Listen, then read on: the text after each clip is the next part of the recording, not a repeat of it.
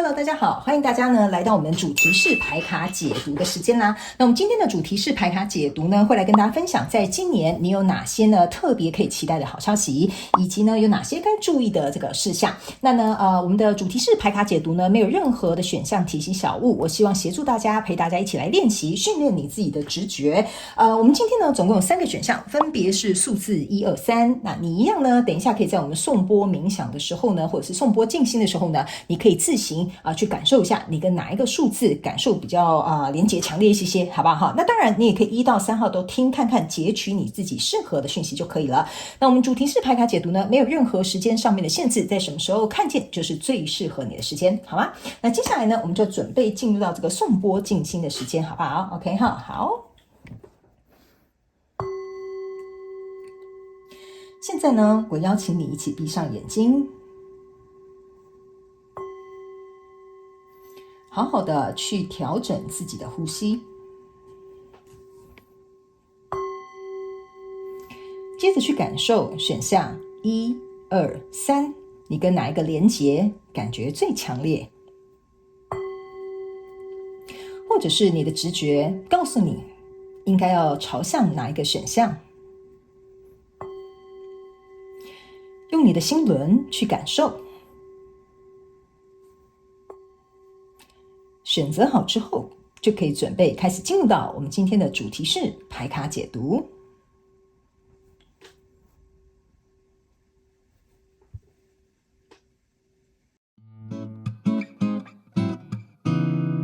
Hello， 大家好，我是Jane，非常感谢所有愿意在影片下方留言反馈以及按赞分享的观众朋友们，因为有你们的支持，才会有我的存在。所以如果呢，你还想要收听更多不同多元丰富的精彩内容，请你一起来收听我的主题广播节目，以及订阅我的电子报，就会收到最新的第一手消息。那如果呢，你还有其他的问题，也欢迎你点开影片下方的资讯栏，就可以找到所需要的答案。接下来就让我们一起来收看今天精彩的影片内容吧。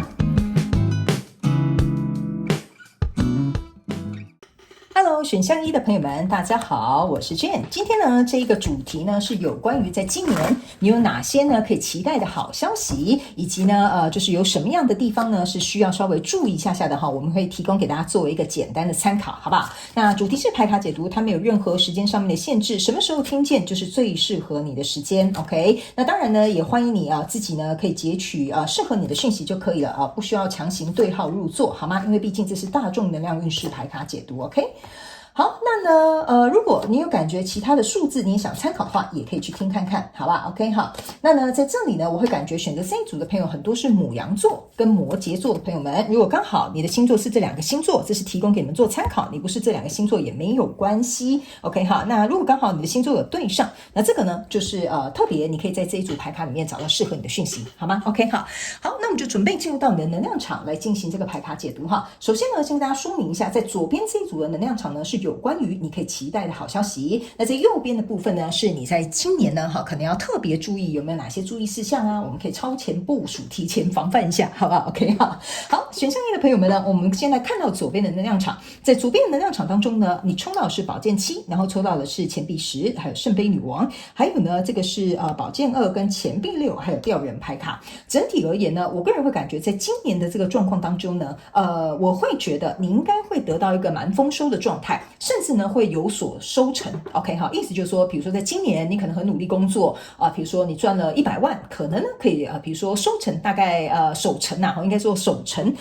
大概会有比如说1半以上左右的这个机会 ，OK 哈。那在这样的状况当中呢，我个人会感觉那是因为你很努力，然后你怎么收获，你就会得到什么样的你怎么栽，你就会得到什么样的收获 ，OK。那这边呢，我觉得某部分选项1的朋友们，应该在今年呢，某部分的人会去遇到有一个新的篇章要打开了，例如你可能过完年之后，你换了一个新的工作，或者是移居到一个新的国家，或者是开始一段新的恋情，都有可能哈。我们这个主题式牌卡解读这一次是没有任何的这个限制，你可以自己去对照在你的生活状况当中。那呢，我觉得可以期待的一个好消息呢，第一个，这一张牌卡呢是一个宝剑7。OK 好，这个宝剑7呢，象征的意思是说呢，我个人会感觉你在今年会有很多的规划，比如说我要规划学习进修啦，我要规划比如说跟家人多一点时间出去玩啦，我也想要去规划我在这个事业上面呢，想要有一个新的发展啊，我会觉得你今年呢很像8面玲珑一样。好，就是说这个也可以做得很好，那个也做得不错，这个呢，看起来效果也蛮好的。所以呢，你在这边呢有一个4颗的这个蛇蛋。手上呢，你有包1颗，旁边这边还有藏2颗，这就是有点像是狡兔有3窟啊所以呢，我觉得你在各个方面的成就，在事业、工作、爱情，其实都发展的蛮不错的。不过呢，这个有一点像是要提醒我们选择选项1的朋友们呢，你要能够自己在今年去分配好你自己的时间、空间，还有精力，然后还有你的能力，在各个不同领域上面。因为我感觉今年就是因为你什么样的状况都可以发展的不错，所以你可能呢要适切的去做一个比例分配，在你最在乎的或最重要的那件事情上投入你最多的心力。我觉得这是可以让你呢，在每一个方面都可以保持的不错。因为呢，我总觉得这边有一句话想要给我们选项1的朋友，就是说，很多人会讲求这个工作跟生活要平衡，但是呢，工作跟生活要平衡呢，它其实是一个能力，就是说你有什么样的能力可以去平衡你的工作跟爱情呢，还是生活跟工作呢？这是一个能力。所以我觉得你在今年特别能够发挥这方面的能力，但是比例要适中，或者是你要自己去做一个权衡上面的分配。那来到这里呢，你有一个这个算是你的这个今年年初的开头的这种有点像是怎么说呢？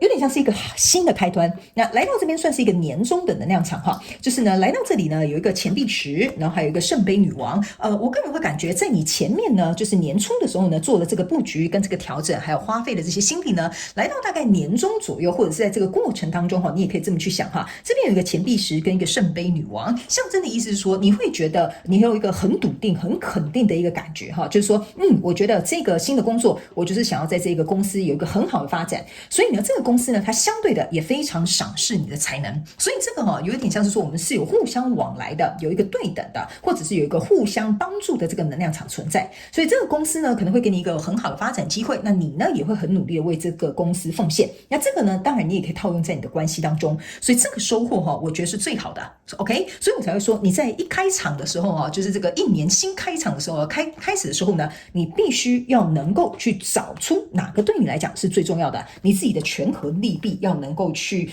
做一个规划，好不好？那在这里呢，我也会觉得说某部分的这个选项1的朋友们，你在今年的财务状况其实是蛮好的OK， 你今年在财务状况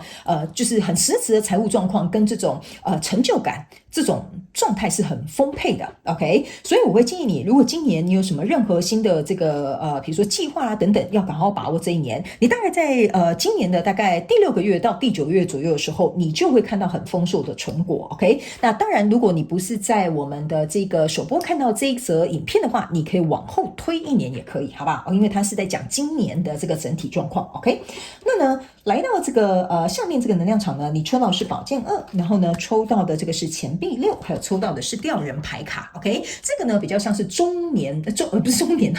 就是年中跟这个年末左右的时间那这个宝剑2呢跟这个钱币6还有这个吊人牌卡，给我有一种感觉，就是在今年快要结束或中后段的时候呢，你会感觉到说，我真的是可以看到这个我自己所付出的这个结果，所以你心里也会有一定的相当的这个成就。但是呢，我总觉得这边某部分选择选项1的朋友们你会变成是你可能太受欢迎或者是呢事情都发展得很好，所以呢，我觉得你可能累积的这些事项要去处理的事情变得很繁琐，或者是比如说有很多东西你都要同时去做一个怎么讲，去做一个我不会说是挣扎但是你就会觉得哇，你忙到好像没日没夜，或者是就是有点快要失衡的这个状态 OK。 这个部分呢，我觉得你在年中到年末要做第2波的这个就是年度规划 OK 就分为上下半年，好不好？你自己在这边可能要稍微再调整一下脚步，或调整一下比例分配 OK。 但是呢，我觉得这些都会很好。还有一件事情是选项1的朋友们，你在年中或年末假设我们就是以工作来讲，你可以套用在你生活各个场景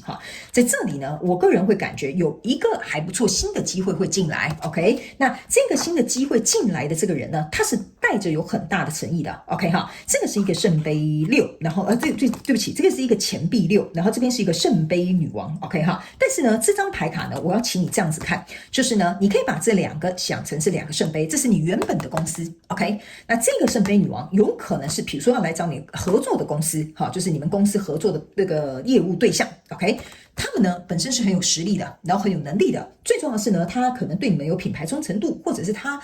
很希望能够很切的，就是很渴望跟你合作哈。那这个当然你也可以去想，假设你是有一个对象的啊，你们可能交往不错，可能是你或你的对象，可能会有一个人进来哈，去追求你或追求你的对象哈。但是呢，大家不要太担心，不是说会有第三者，好吧？我只是要告诉你说，会有人去欣赏你，或欣赏你的对象，或者是比如说别人就是很欣赏你们这个整个公司哈做事的方式，所以他们就会想要来合作一下。OK 哈，那这个也可以当做是假设你们俩的感情不错，可能就会有一个长辈进来催促你们，因为这个是一个圣杯女王，就会催促你们说啊，赶快结婚啦，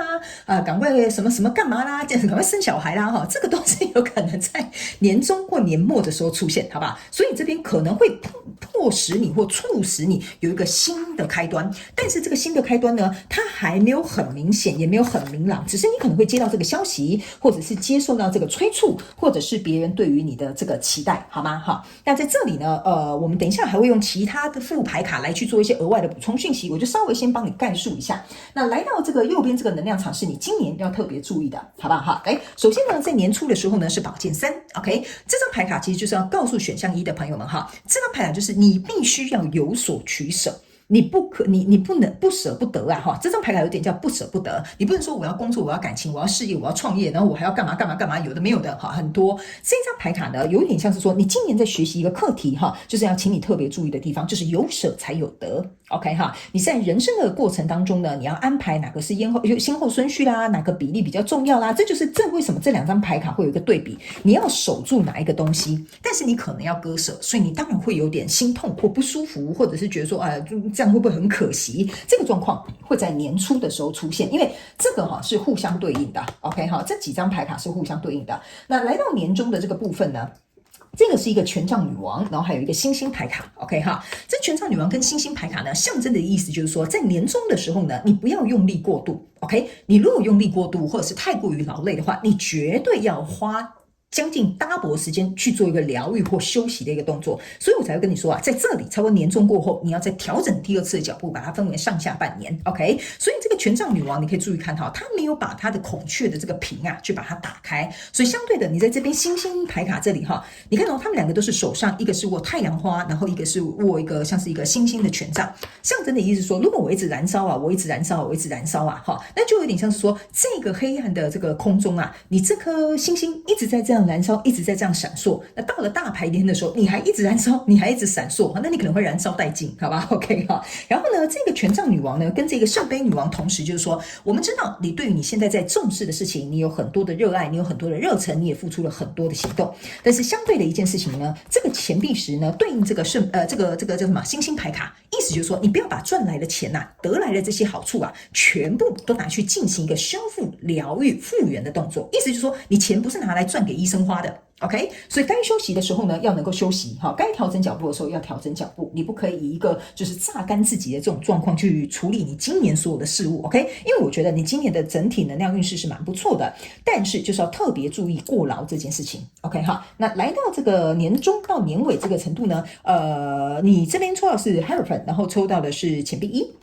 然后呢，这边呢抽到的是钱币国王，这就是为什么我会跟你讲你在这边其实已经差不多在年终的时候就是丰收的程度，我觉得蛮不错的。那我刚刚有讲这边可能有一个新的开端，原因就是因为呢，在这里呢，这边有一个这个钱币1，你是从钱币10准备走到这个钱币1，那这个钱币1呢，准备要开花结果呢，其实是跟这个第二人牌是一样的道理的，这就是为什么你的牌卡一定是会互相呼应的。所以呢，来到这里这个钱币1加上这个钱币国王，象征的是钱币2。OK 哈，那这个钱币2呢，又对应到你旁边这张牌卡宝剑2，意思就是说呢，接下来我们在进入到更下一个周期的时候，就比如说明年的时候 ，OK 哈，就进入到明年的时候，我又要重新再进行一个调整，所以我总觉得今年呢，我不会说你动荡很多，但是我会觉得你要调整脚步，调整什么策略布局，或调整你的想法，或调整你的这些比例分配会是你今年非常重要的主题，因为你这边全部都是2号牌 ，OK 哈，然后呢，还有一件事情是。这个钱币国王呢，它其实很特别，它是一个钱币3，那再加这个钱币1，象征是钱币4。钱币4的意思是说，我刚刚开场就有跟你讲，你一定会守住你今年所拥有的一切，所以你不要太担心，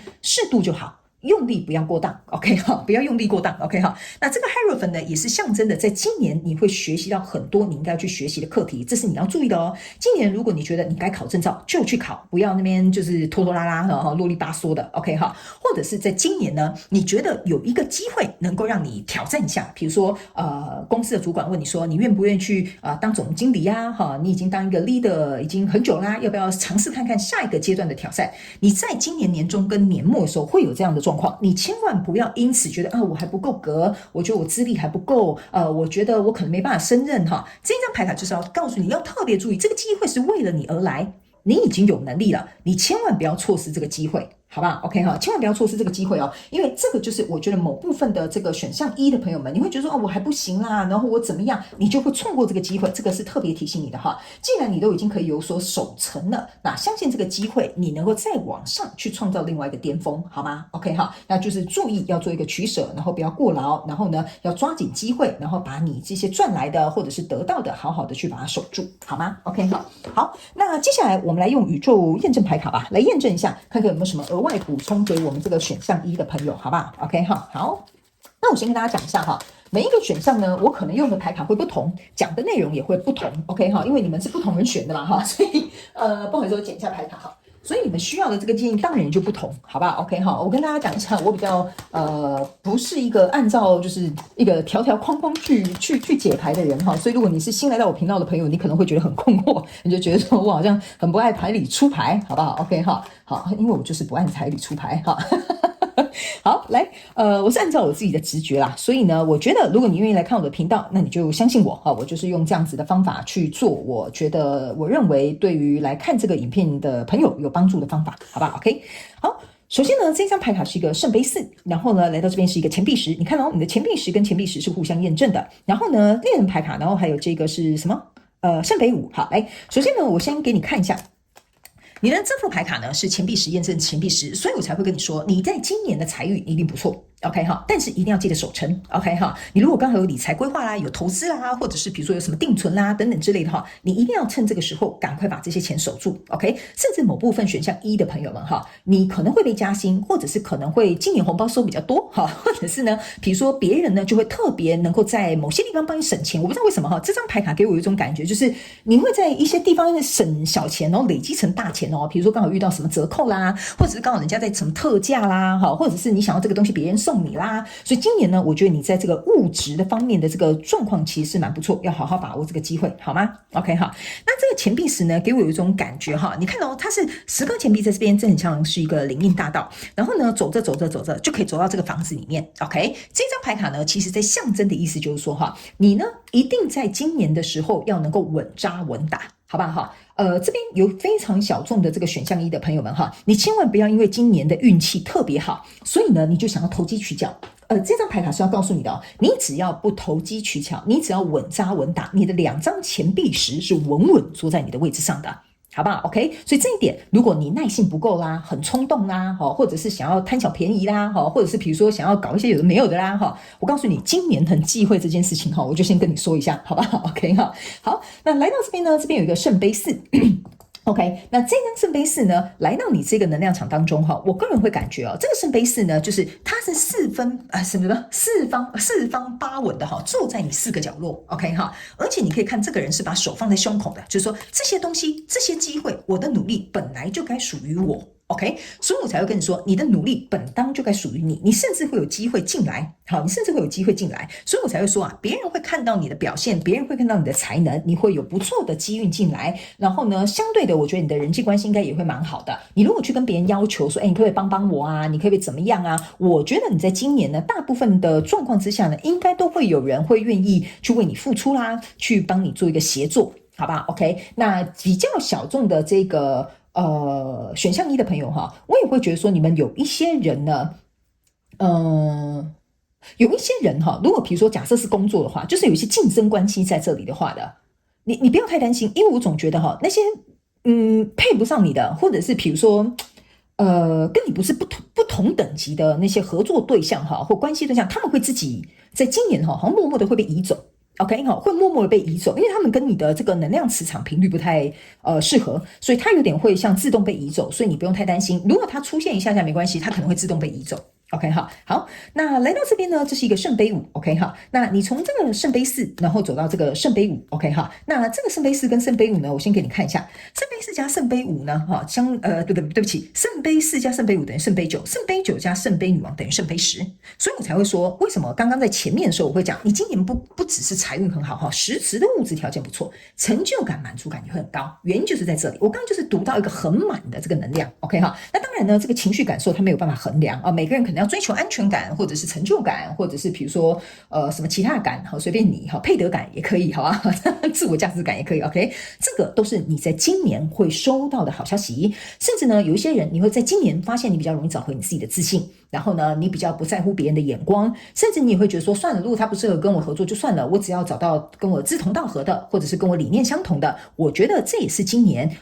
你已经不想再做伪装了哈。为什么我会说不想再做伪装？就是说以前你可能要伪装一下跟这些人合作，就是拍这些人的马屁哈。今年你就觉得算了，我也不想拍你马屁，我也不想跟你合作，你要就来，不要就走。OK 好，我觉得你在今年会有这样子的态度，但是这是好的哦，因为这个也代表你在这里有进行一个筛选的一个动作，有做一个权衡。OK 好，所以呢，这些人呢，就像我刚刚前面讲的，他就会自然流掉了，因为在这里哈，你已经把你的面具拿下来了，你不想要再戴着面具做事。然后呢，在这个圣杯四的脖子上面有一条蛇，所以呢，我个人也会感觉哈，你不仅在今年呢行动力蛮不错，重点是你的欲望野心也很大，但是呢，你的能力是可以跟得上的。OK 啊，你能力是可以跟得上你的欲望跟野心哈。好，那在这里呢，这一副牌卡哈，他们要我跟你讲一件事情啊，这副牌卡很特别的意思就是说，要告诉你，你千万不要违背你的我要怎么说呢？不是说不能违背你的初衷，就是不是你的东西不要碰。好吧，我这样讲哈，不是你的东西不要碰，意思就是说，今年呢，你要做的是擅长的东西，你的专长，然后你擅长，然后比如说你本来就在这个行业，或者是比如说你对这件事情就是很了解，哈，你如果对于那种你不擅长的哈，或者是比如说别人叫你去救火的，甚至是比如说跨业合作的 ，OK 哈，我会建议你先稍微去观察或研究一下，因为我总觉得你今年之所以为什么运气这么好，那是因为你走在一个你很轻易就可以做得到的一个轨道上。如果这个时候你反而去分心，或者是去做一些你不擅长的东西，你的速度会落下。OK 好，你的速度可能会落下，所以这对你来讲可能不是一个好的方法。OK， 那来到这个你今年要去注意的地方哈，这边我帮你做一个总结哈，意思就是说呢，这边你要保持合则来不合则去，这对你来讲是一个好消息，反而不好的东西会被移开。OK， 然后钱币十我刚刚有讲了，你会有实质的丰收，圣杯十我也有跟你讲了，看你是追求什么感，好，你在那个感觉程度上面也会拉得非常的大。那在这里今年一定要做你擅长的东西，就会有很顺利的这个推动跟进行。那在这个要注意的这个地方呢，你抽到的这个是宝剑6，还有圣杯8，然后呢，这个是圣杯2，你看吧，你又抽到一个宝剑，你又抽到一个圣杯10了。OK， 来这里。你看哦，这是圣杯8加圣杯2，我刚刚就有跟你说了，这边之所以为什么会有钱币102张，圣杯102张的原因就是在这就是你为什么会有这个好运，但是你在这里要特别注意哈。这个圣杯8加圣杯2呢，象征的意思就是说哈，如果假设哈，这张牌卡你可以注意看，他们是2个人抱在一起的，你有没有发现这也是2个人抱在一起的？所以我才会跟你说，做你擅长的事情就好了。如果万一你做了你不擅长的事情 ，OK 哈，你会发现你付出的东西都会付诸流水。OK， 你就没有办法组合成这个圣杯10 ，OK 哈，这就是为什么我会一而再再而三跟你讲，这个对你来讲非常重要 ，OK 哈。然后呢，来到这里呢，这边是一个宝剑6，宝剑6呢加上你一开始的这个宝剑3，好，象征的是宝剑9。他们呢要我跟你讲一件事情，只要做出决定之后就不要再后悔了。这是你在今年要特别注意的事情，不要老是回头看，不要老是带着遗憾，不要老是觉得自己是不是做错了选择，到底该怎么办？这个是要告诉你的一件事，下好离手。OK， 宝剑3加宝剑6象征的是宝剑9，意思就是说，不要在那午夜梦回问自己说，如果当初今年我这样子做这个规划会不会不一样？他没有，我跟你讲哈，你要特别注意一个心态，在今年呢，你可能走到年中左右哈，你就会觉得，其实我事情发展的好像蛮不错的哈，我当初应该连那个都一起做，我应该可以，不是这样子的。你是因为今年年初先这样做，所以你现在才会这么好。好，不是说今年年初早知道那个应该做啊，其实我现在也可以更好，不是的。他们说那是因为你先做了这步，你这边才会很巩固的。OK 哈，所以他们说呢，这个时候不要回头，好再去想一些有的没有的哈，因为呢这边有一个宝剑1，这个宝剑1就是要告诉你一个新的开端即将又要再开始了，所以我才会跟你说，你要特别注意哦，你今年所累积的东西会引领你到下一个层级或下一个阶级，或者是比如说你的 level up。或者是这个关心会有一个更好的提升，会有一个更好的创新。所以这就是为什么你的这个吊人牌卡在这边，这个创新暂时还不会来，你要透过今年的努力之后，你才会得来。所以如果你想要有更好的发展，你想要有所突破，你想要得到这个皇冠，在今年你特别要注意的一件事情就是说呢，你一定要按照这样子的状况去走，然后做好你该去分配规划的这个速度跟角度还有配速 ，OK。然后呢，我觉得这个东西是一定会来的，因为我觉得这个宝剑一好像没有什么话要跟我讲啊，这宝剑就有一副那种就是这样。就是这样，反正这个终究会属于我。我跟你讲这张宝剑一给我的气势就是说，这本来就是我的。OK， 就是这本来就是属于我的 ，OK 只是要到年底，可能比较年底的时候你才会看到，好吧 ？OK， 好，那接下来呢，我们来看一下这个宇宙跟天使有没有什么额外补充的讯息，好不好？OK， 好，来，我们来看一下，我们今天呢会主要呢是一直在做这个就是额外的补充讯息为主，好吗？那你可以自己做一些比如说小笔记啊，然后去注意一下，看这个今年的这些小细节，我觉得你可以自己稍微去整理一下，好不好？来，这边呢也是一个圣杯4 ，OK 我记得你刚刚也抽到圣杯4嘛，所以你看你这个圣杯4又验证圣杯4了。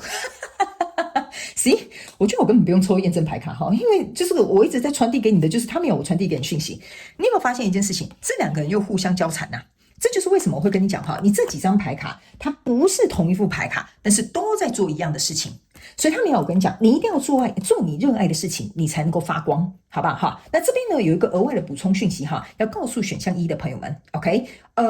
今年呢，我觉得因为你的运气很好，你的人缘也很好，所以来的这些交手相关状况人数也特别多。但是呢，这个也会考验你对于抵抗，或者是你的欲望，还有你的这个怎么说呢？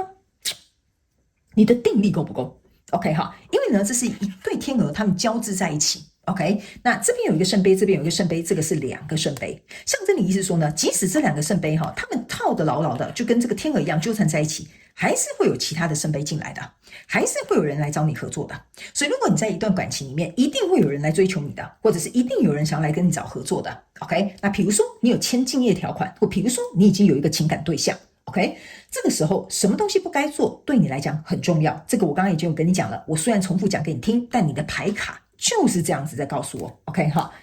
所以呢，这个边呢还有一个这个是权杖9 ，OK 这个权杖9呢，其实跟你刚刚这个宝剑9是一模一样的。你有没有发现你的牌卡都一直在重复 ？OK， 权杖9这一张牌卡其实还有一件事情，就是要告诉你千万不要飞蛾扑火 ，OK 你有没有看到这边有一个鸟，然后这边有一个火炬，对不对这个鸟呢很像要冲下去这样就变成焦阿巴了就被烧光光了 ，OK， 这张牌卡就是要重复。我觉得我等一下不要再抽验证牌卡，我一直在验证我自己，验证3次要干嘛？没有人这样一直验证自己在验证的，好不好？这张牌卡就是说你千万不要就是飞蛾扑火，燃烧了你自己，然后呢把所有的这个力量都燃烧殆尽。这张牌卡很好，你有点像是一直在添柴火，你懂我意思你一直添柴火，一直越烧越旺，越烧越旺，你总有一天柴会烧光的。你懂我意思那柴烧光你要干嘛？你要再花体力去砍柴，砍完柴再回来继续烧，然后花体力，然后再去砍柴，砍柴再回来烧 ，OK 所以他们说呢，今年你一定要特别注意这个内耗的状况，还有资源分布的状况，千万不要飞蛾扑火。然后有一些比较重大的这个合约或重大的决定，在今年呢都要能够他们要提醒你要能够重要的是慢慢的做。OK， 这张牌卡有一点像是重要的是慢慢的做，就是你要去做一个决定的话呢，一定要深思熟虑，好吧 ？OK 好，那我们接下来呢，额外来看一下这个补充讯息，看一下我们独角兽有没有额外的补充讯息要给我们这个选项1的朋友，好吧 ？OK， 好，好，他们叫我抽个3张 ，OK， 好，我觉得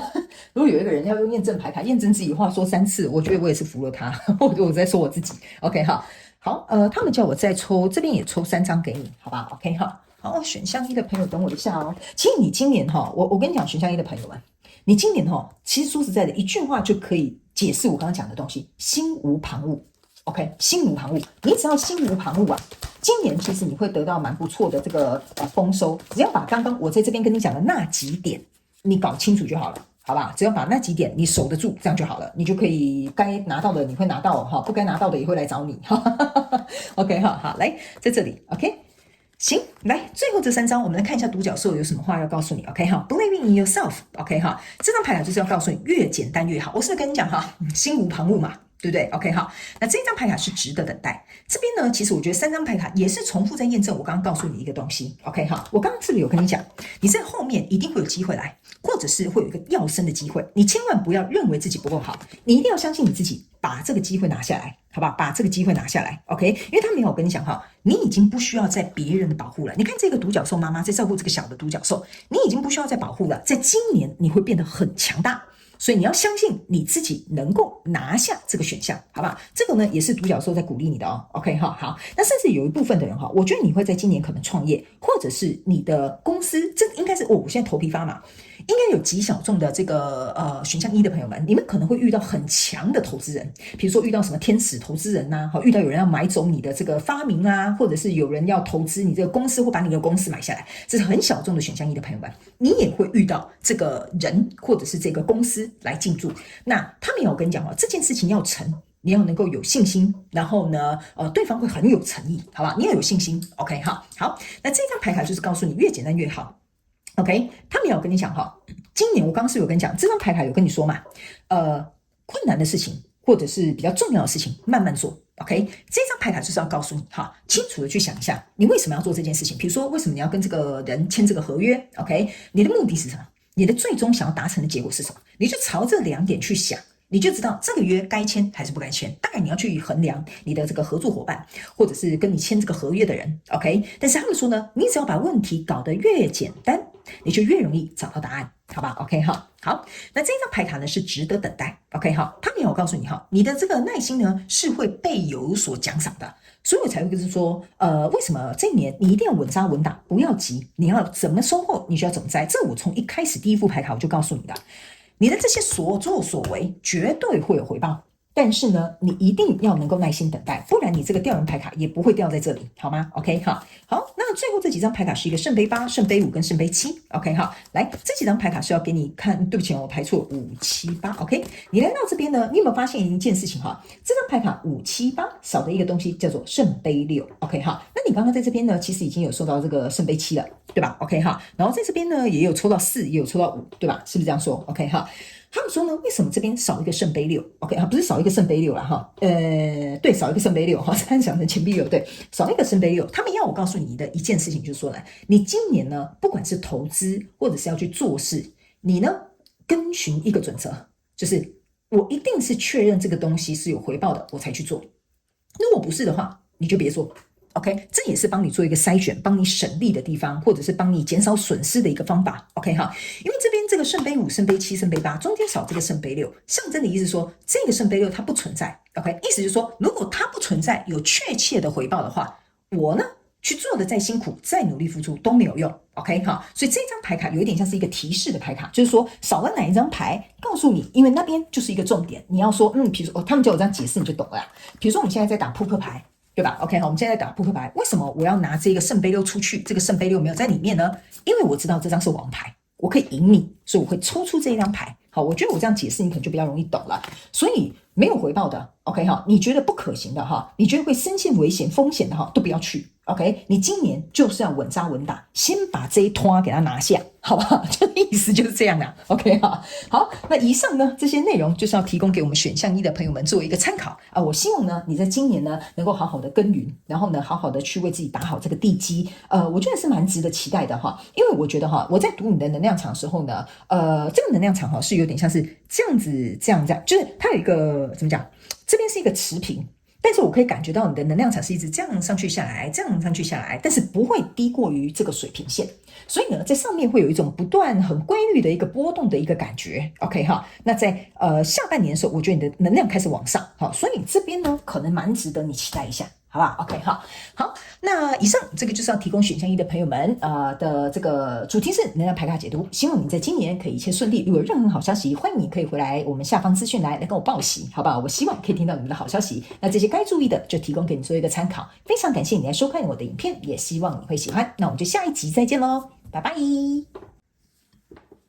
Hello，选项2的朋友们，大家好，欢迎你来到我们今天的主题是牌卡解读。那我们今天的主题呢是要来看看在今年你有什么样可以期待的好消息，以及呢有哪些你要特别注意的地方，好吗？那呢我们的主题是牌卡解读，没有任何时间上面的限制，什么时候看到就是最适合你的时间。那当然呢，因为我们的主题是今年嘛哈，那你也可以从看到的这个当下往后推算1年也可以，好不好哈？请大家自行灵活运用。那如果你有其他的，比如说你是选项2，但是你也想听看看选项3，也是可以，你就截取适合你的讯息就好了，好吗 ？OK， 因为呢，有些时候呢，有些人会对选项2、选项3可能同时都有兴趣，但是代表说在那里有不一样的这些内容可以提供给你作为一个参考，好不好？好，来，那在桌面上呢，我们的2组牌卡，左边呢是你可以期待的好消息，右边呢是今年你要稍微注意的一些状况，我们会做一个提醒。那等一下呢，我一样会请宇宙验证牌卡来验证我要告诉你的这些讯息跟能量场，还有额外的补充讯息，好不好 ？OK 哈，好。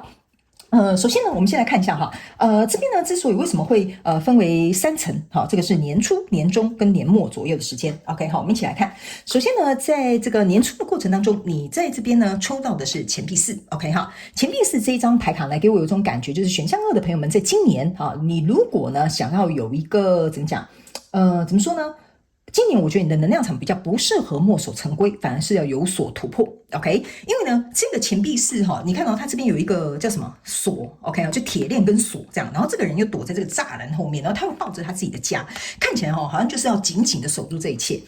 我觉得你今年的好消息呢，是指说，如果你愿意敞开心胸跟放开去做，而不是这样死守的这些，比如说我不敢换工作，我不敢离开这段关系，我不敢就是去别的地方，比如说自己一个人，比如说独立生活 ，OK 哈，我觉得这个东西呢，会就是离开这个固定的这个状态呢，会为你带来蛮不错的进展跟消息或者是成长。OK， 所以在今年年初的时候，我觉得某部分选项2的朋友们，你会开始觉得说，我想做不一样的生活习惯上面的调整，或者是比如说我想要做出我生活中哪一个某方面的改变，我觉得这是一个非常好在今年适合去做的一个计划，好吗 ？OK， 好，那接下来呢，来到年终的这个部分呢。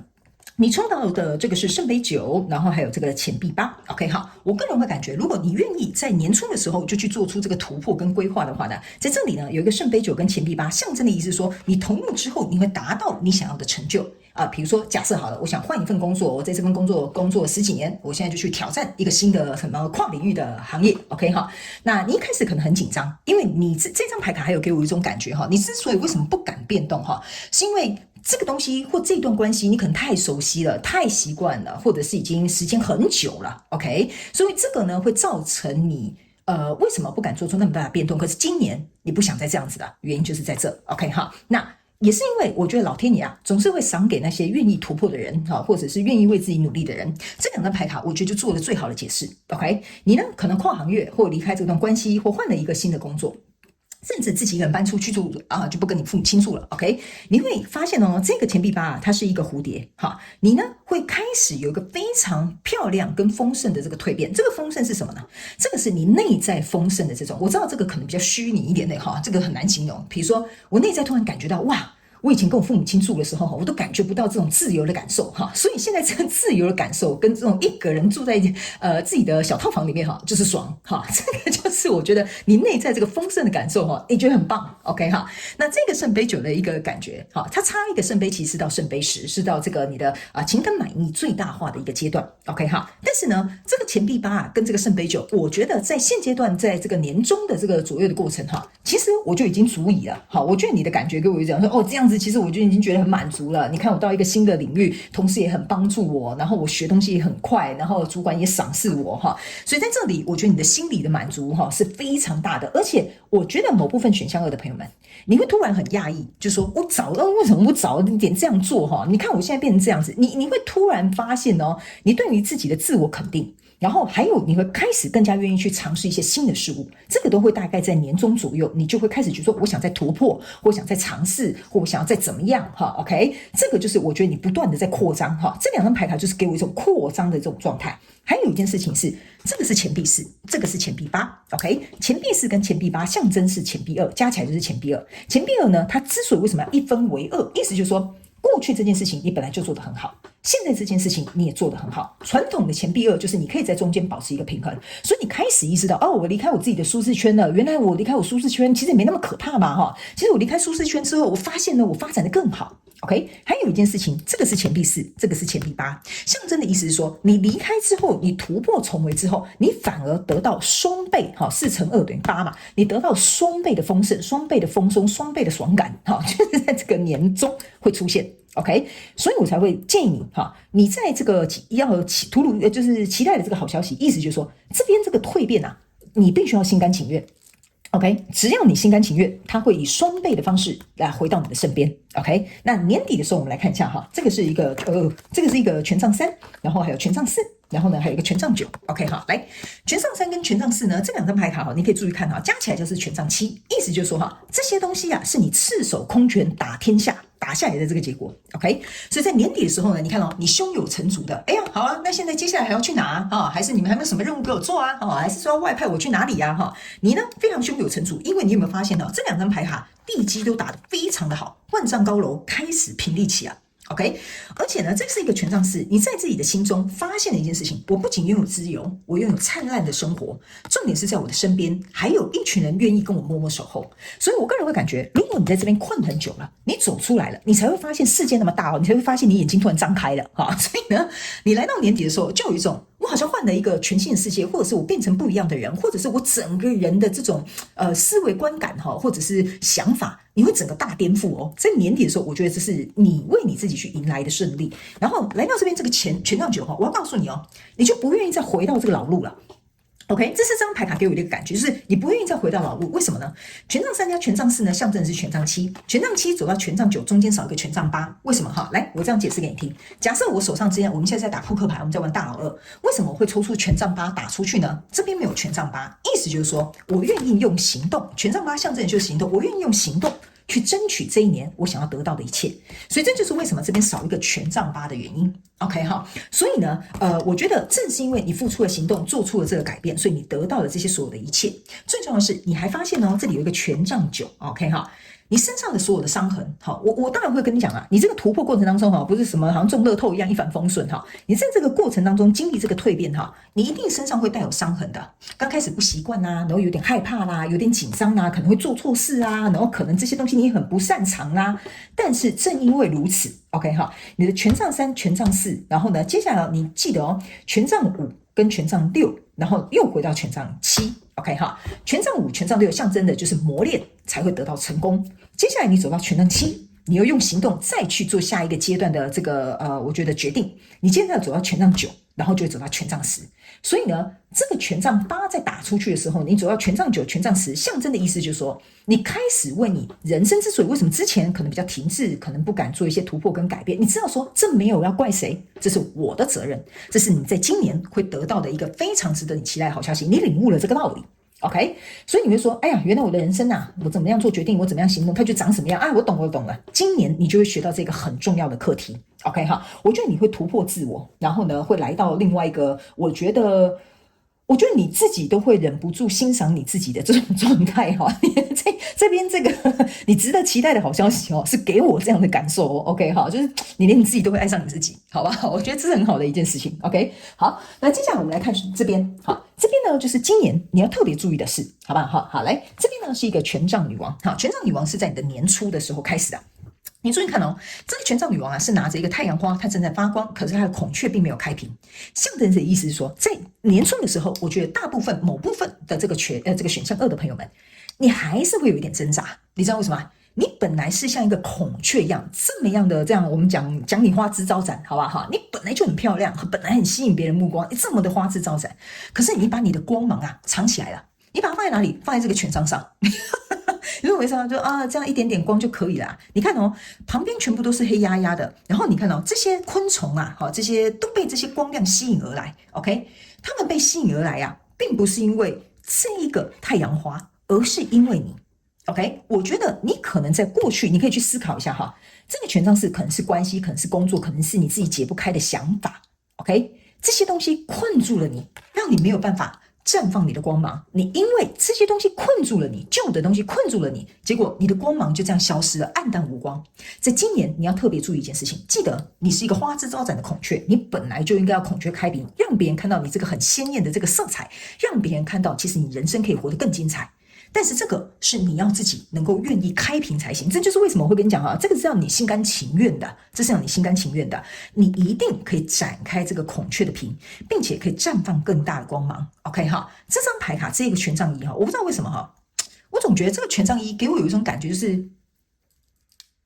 你经常用你自己的光去照耀别人。OK 例如说，假设你会牺牲，或你会去为了对方开心，比如说你就去讨好，这个就是拿你自己的光去照耀别人。所以今年不可以再这样了，这是你要特别注意的一件事情。那来到这个中间，也就是年终的能量场，你抽到的是权杖二，抽到的这个是女祭司。OK 这个权杖二呢，加上这个权杖女王呢，象征的就是权杖三。你在这个年底的时候，我讲你要迎来好消息，就是权杖三。所以我觉得呢，在年终的这个部分呢，拿错了，在年终的这个部分呢，其实你已经开始想要去创造一个属于你自己新的世界。我没有讲嘛，你在这个年终的时候，你会感觉我好像跟以前不一样，我好像有所突破了然后我这个爽感很高成就感也很高大家又很喜欢我来到这里要特别注意的一件事情就是说因为你可能初次，我也不能讲初次应该是说你在年终的时候特别感受到这种很嗨的感觉，很满足的感觉，然后很喜悦的感觉。哇，你看我整个人生不一样，哇，怎么样，然后四处去跟别人讲，这是你要特别忌讳的事情。这个呢，女祭司，你有没有发现她躲在这个幕帘后面这个船即将要打开了 ，OK 这个船打开为什么要叫你注意，不要四处张扬？原因是在年底的时候，你有没有发现这个船是掌握在你手上？意思就是说，你呢，接下来可以是自己去决定你明年要去走哪个方向，或你要在哪个地方发展，但是不要把你所有的计划都四处告诉你的什么亲朋好友、闺蜜、兄弟 ，OK 你自己心里有数就好了。这个就是要告诉你，你要低调行事，但是勇敢的用行动去做事，这个是你要特别注意的 ，OK 人家就说，哎呦，那个选项的朋友们现在过得不错哦，哎呦，钱赚得不错哦，然后还怎么样？离了婚之后人变得很漂亮哦，我是随便举例的那这个就有点像说，你不要跟他们讲说，对我跟你讲我以前的前夫前妻他怎么样的，就是不要把这个东西去张扬。OK 我不是说你不可以去发泄，你不可以去跟别人分享，我的意思是说，你的那个就是那种这种，我觉得你应该懂我在讲什么就不要四处去炫耀，或不要四处去讲这些东西。OK， 你自己就说，哎呀，我觉得现在也不错啦，对啦，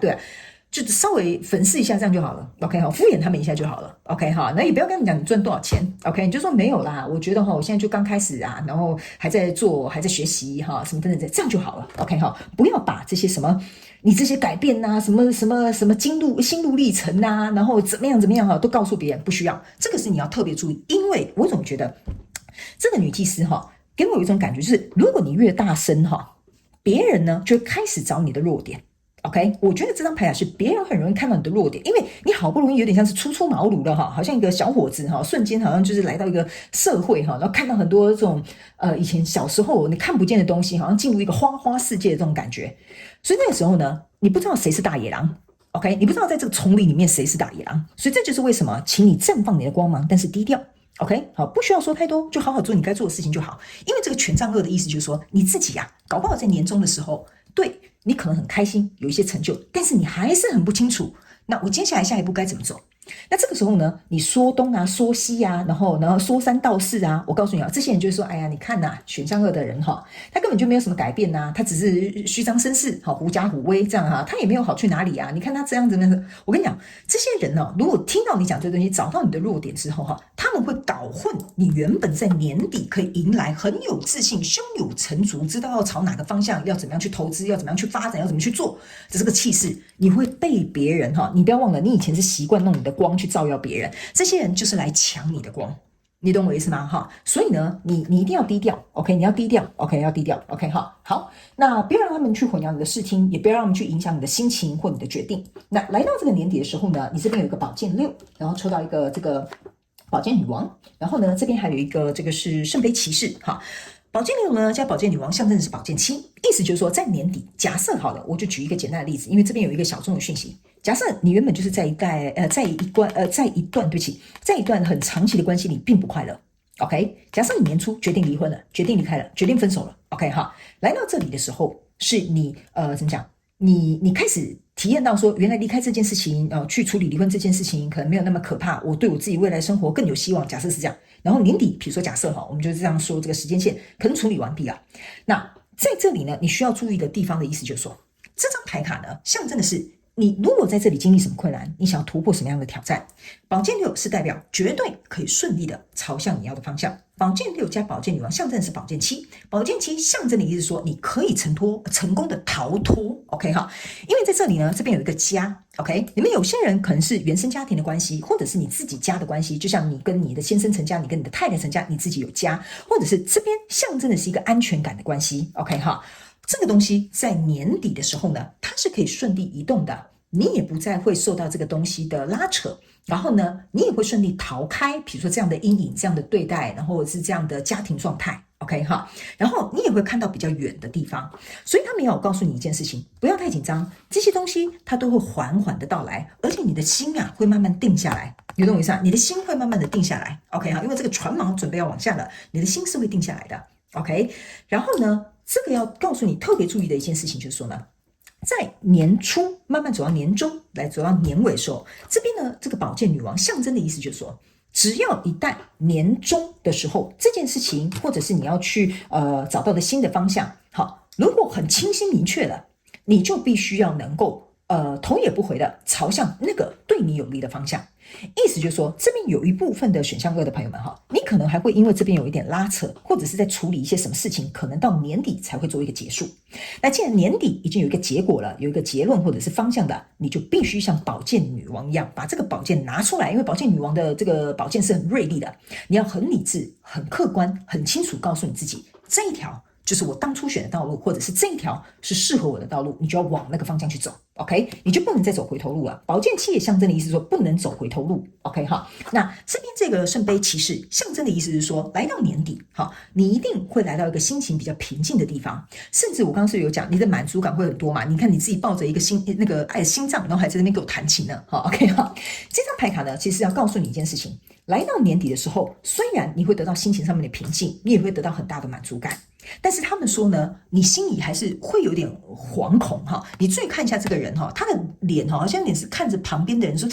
会不会其实事情会不会好到有点不可思议的？应该不是这样吧哈。就是在今年你要特别注意一件事情哈，当这些好的东西、好的转变来的时候，你的配得感要够啊。你懂我意思啊？你要能够把它收下来啊。你如果像他这样子有点彷徨哈，不知道说什么时候又有人要把你抢走的话哈，那他们说呢，这就是为什么我们刚刚跟你讲，你这边不要暴露你自己太多的弱点。他们可能会拿着这个再把你拉回来，或者是威胁你，或者是利用你，或者是欺负你 ，OK 哈？所以来到这里，你一定不可以彷徨，这就是为什么这个宝剑女王要在这个中间保护你 ，OK 哈？所以我觉得这个是唯一一个，我觉得你心态要够稳定才行。你心态要够稳，好，你的核心要自己内核要够稳 ，OK 哈。好，那接下来我们就来用宇宙验证牌卡来验证我刚刚要跟你说的这个能量场里面的讯息。然后呢，等一下我们最后呢也还是会有这个这个叫什么独角兽要给你的这个额外补充讯息，好吧？好，我今天拿了2副验证牌卡来验证我自己，好吧？是多想要验证自己哈。我觉得解牌哈，解到一直在那边验证自己的人也不多了哈，但是我觉得要公平公正，所以呢，这就是为什么我会拿这个宇宙验证牌卡来验证我自己要传递给你的这些讯息能量场是不是就是要告诉你的，好不好 ？OK， 好，我们来看一下，在这边左边哈，你抽到的是圣杯1、宝剑4，然后呢还有一个圣杯5，然后呢还有这个是什么？宝剑2 ，OK， 好，来，我们一起来看一下哈。首先呢，我先跟你说明一下，你这个宝剑2呢，加这个宝剑4等于宝剑6，就是我们讲的这个年底哈，这一切事情会非常顺利的，你会离开可能这个很旧有的状况，或者是你想突破的这个现状。OK， 那这个圣杯1加上这个圣杯5，象征的是圣杯6。圣杯6象征的意思就是说呢，你也会脱离过去 ，OK， 去找到一个你更喜欢、更适合你的。为什么呢？因为传统的圣杯5啊，是过去就有的合作，那圣杯3倒下了。你要去找一个真正符合你立起来那圣杯2，那圣杯2再找上这个圣杯1呢，象征的就是圣杯3，意思就是说更有开心快乐的合作，他会来找你的。所以在今年，我个人会感觉你这个离开会让你开始发现，原来世界这么大。原来我不应该就是死守在对方身上，或者是我不应该就是死守在这份工作上面，因为这样子可能会让我自己没有竞争力，或者是比如说会让我没有办法去有一个弹性调整学习的能力。这个就是要告诉你，你今年一定要试着去跟外界做结合，或跨领域合作，甚至要改变你做事的方式跟模式，这些都是你在今年要能够去做到的事情。好不好 ？OK 好，然后呢，这个宝剑4呢，加上这个宝剑2呢，好，在这里呢，还有给我另外一个感受的意思，就是说呢，我觉得选项2的朋友们哈，你宁可长痛不如短痛，这也是这4张牌卡给我的一个感觉。OK 哈，你会觉得说，我都已经在这边可能待了很久 ，OK，我都已经知道这个状况不适合我。OK， 那我宁可长痛不如短痛。我觉得这个也是你有点像是破釜沉舟的这个决心，因为这边呢有一个宝剑3，这个宝剑2呢加上这一个宝剑，象征的是宝剑3。OK 哈，意思就是说你做出这个决定哈，一定是双方之间都会不太舒服。好，比如说假设你要离开一段关系，你如果做了这个决定，对方一定不舒服，你也很难受。然后还有一件事情是，这边是一个宝剑3，这边是一个宝剑1，那你不要忘了，你在这边有一个宝剑女王。OK， 所以象征的意思就是说呢。即使我知道这个可能伸头也是一刀，缩头也是一刀，那不然我赶快把刀拿出来画一画啊，这样不就是一了百了 ？OK， 所以呢，你会觉得说，我还宁可这样一了百了，也不要在这边跟你纠纠缠缠。好，所以呢，我觉得这是今年你为什么之所以想要突破、跳跃这个框架，解开这些枷锁，离开这些让你不会感觉到安全，但你可能这张牌卡给我有一种感觉哦，这个东西不会给你安全感，但是因为你不知道你能拥有什么。所以你紧抓着不放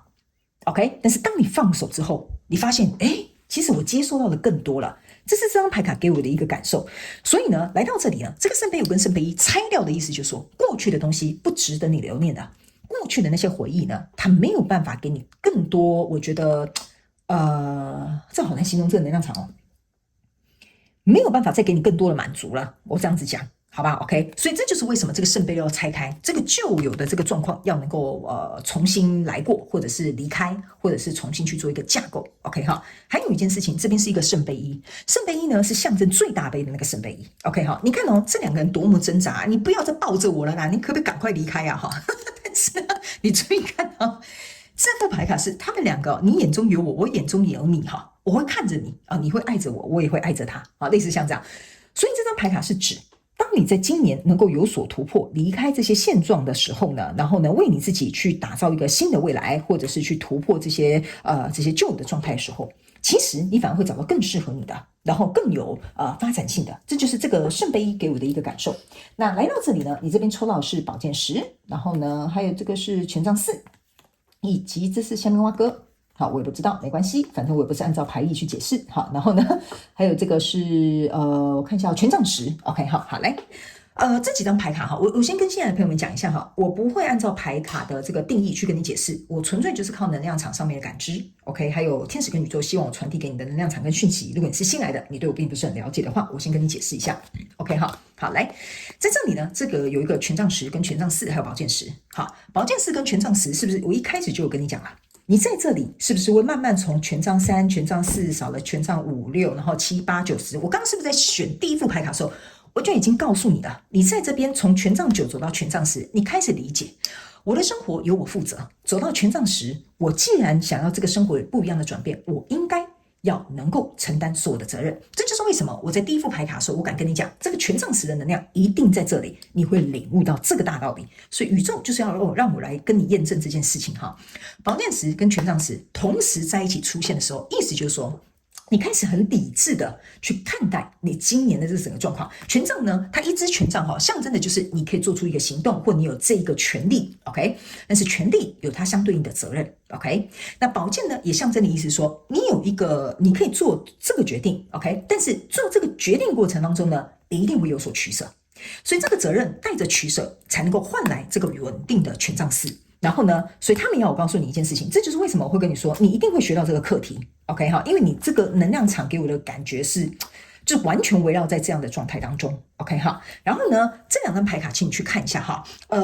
你可以看这个女生呢，她是戴着面具，我就讲她戴着面具，好不好 ？OK 哈。然后呢，这个男生，好，你看他是拿着一个权杖，手上拿着一个，这很小，我不知道你看不看清楚哈，这是一个人的一个雕像，这也是一个人的雕像。你有没有发现他们两个同时都拿着人的雕像，然后这又是一男一女 ，OK 好，所以呢，他们要我告诉你一件事情，就是说，如果假设你今天真的来看这副牌卡，你想看一下你自己的感情走向或怎么样的话呢，他们要我告诉你啊，你不能再戴着面具了。OK， 如果你是女生，他们要告诉你，你不能再戴着面具了。如果你是男生，他们说呢，你不可以再有过多的掌控欲了。这是你们两个各自在关系里面要学习的一个课题。OK 哈，那如果你是要套用在你的工作、事业或者什么家人哈其他的状况之下的呢，他们要我提醒你一件事情，就是说，这两张牌卡同时在一起的时候，就是指你要去找跟你般配的人。这也是今年你要特别注意的。OK， 你如果呢硬要硬要把这个锅跟这个盖明明就是大小不合硬要把它这样装起来他们要我跟你讲你可以暂时勉强着用，但是你绝对会不舒服。OK， 所以这两张牌卡呢，来验证你今年的能量场的时候，其实也是要告诉你一件事情你一定要去找你跟你般配的人，或者是比如说跟你志同道合、观念相同，能够跟你达到共识，愿意跟你合作、好商量，也不能说好商量，就是你们愿意互相来往，然后有商有量应该是说有商有量的人，这个才是跟你匹配的人事物。OK， 或者是比如说你在这个10年的这个公司，他都没有给你涨薪资，好，拜托你就赶快拍拍屁股走人吧。好，按照你的资历，你应该去找到一个可以给你对等薪资的这个公司。好 ，OK， 所以这里两张牌卡同时拼在一起的时候，给我感觉就是你要去找跟你般配的人，有商有量的人。OK， 好，或者是事，或者是物，或者是条件，好吧 ？OK， 好，那接下来我们再来抽2张牌卡。再来验证一次好，你很多牌卡呢他们说上面这张就好 OK， 来，我们来看这张牌卡呢是力量 OK 然后呢这张牌卡是这个宝剑3 OK 因为宝剑3我们再被出来归改因为宝剑3我刚刚有跟你讲了宝剑3呢象征的意思是说呢，一定里面会有人感到不舒服，或因为这个改变而受伤。这张力量牌卡就是要告诉你，今年这个能量场当中呢，即使你会受伤，即使你会不舒服，即使你看这个火山都爆发了OK， 你还是要靠你自己的力量，能够去走过这个转变期或者是转化期的这个痛苦，或者是难受，或者是改变。这个我先直白的告诉你你自己吞下去吧。OK 为什么呢？因为呢，他们要我跟你讲，你在今年你会发现，我刚刚有讲嘛，你是一直扩张，一直扩张，一直扩张。那你要去想你就把它想成，我不知道为什么他们叫我看，他们给我看一个画面很好笑就是说有一个妈妈在生小孩她绝对是一直在宫缩，一直在宫缩。为什么？这小孩要出来啊，对不对然后妈妈的这个子宫就会开始缩来缩去，缩来缩去。不好意思，我没有生过孩子，我不知道怎么形容就是就会这样子，你懂这样？为了干嘛？把那个小孩挤出来嘛，是不是这样说？对吧？那妈妈在生这个小孩的过程当中，一定是很痛的除非她打无痛分娩，是吧？OK 然后呢，或者是这个小孩为什么要出来呢？因为他要重获新生嘛，他一直活在那个羊水里面嘛，他现在要出来见到这个新的世界了，所以你必须要靠你自己的力量，即使很痛苦。我为什么叫你自己吞下去？因为孩子是你自己要生的。你懂我意思？孩子是你自己要生的，你要突破这些东西，那这个痛苦、这个难受、这个改变、这个历程，你必须要自己吞下去，然后靠自己的力量。他们说，只要你愿意在今年这个过程当中呢，能够去接受这一切，然后去做出这些行动，并且去为你自己去付出得到这些改变。注意看这一张牌卡呢是一个独角兽。OK， 好，他们要我跟你讲，某部分极小众的这个选项2的朋友们你呢会得到一个别人或你自己都没有办法想到的机会，或者是没有办法想到的一段，比如说假设你是在一个家暴的情感关系里面，你会遇到一个很爱你的人。我这样比喻你们就懂了就浅显易懂的人话 OK 就是说你以前都是被别人打的现在有一个人用真心诚意呵护你，爱着你你会好到有点不思议。所以我才会跟你说，你这边有点惶恐的原因就是说你可能被打习惯了所以呢，现在别人对你好，你有点不习惯所以你就会有点惶恐 OK 所以我才会跟你说，这些事情它会落幕，但是好东西来的时候，你要接受，你这个配得感要够。因为这个呢，象征的就是说，你经历过这些痛苦之后，或经历这些改变之后，你会得到一个意想不到、极好的这个什么东西人事物，好吧？因为每个人遇到的状况不同，好吧 ？OK， 好，最后我们再来看还有什么额外的补充讯息要给我们这个选项2的朋友，好吧 ？OK， 好，我先跟选项2的朋友们讲一下你的配得感也会是你今年非常重要的一个课题，好不好？自信配得感自我价值还有一个是什么等我一下，我先帮你把牌抽出来哈，不然这样子我一直被呼来唤去的哈。听这个用那个，然后感受这个。OK， 好，等我一下啊。